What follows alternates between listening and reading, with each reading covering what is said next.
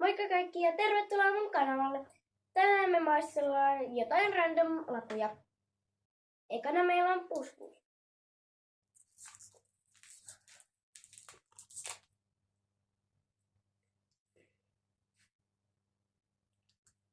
Tää maistuu jotenkin, en mä tiedä miltä tää maistuu. Tää on varmaan joku mansikka varmaan. Jotenkin.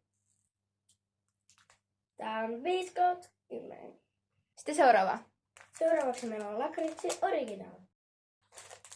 Mistä saa auki? Tää on tämmönen. Tää on lakritsia, tää ei ole niin hyvä.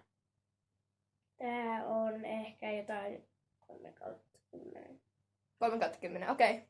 Jatkuu seuraavaan. Seuraavaksi meillä on mint.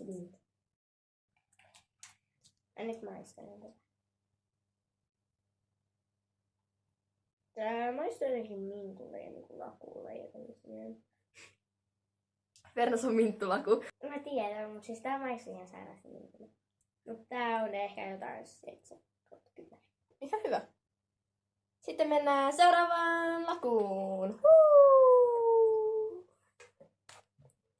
Mä aukasen tän sitten liian.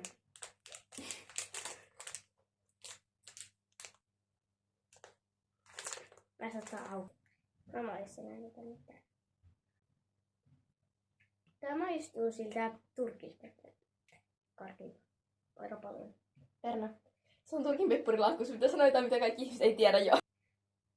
Siis tää maistuu ihan siitä. Mut tää on ehkä jotain, oisko 6/10. Niin vähän. Mä olisin tykkään niistä. En tykkää niistä paljon. Okei. Okay. Seuraavaan lakuun. Seuraavaksi on bispis. Mä maistelen tätä. Tää ei maistu paljon millekään muulle kuin lakulle.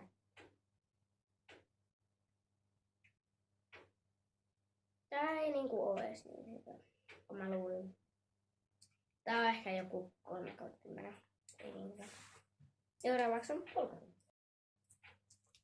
Mä nyt aukasen tän. Jos mä saan tän auki.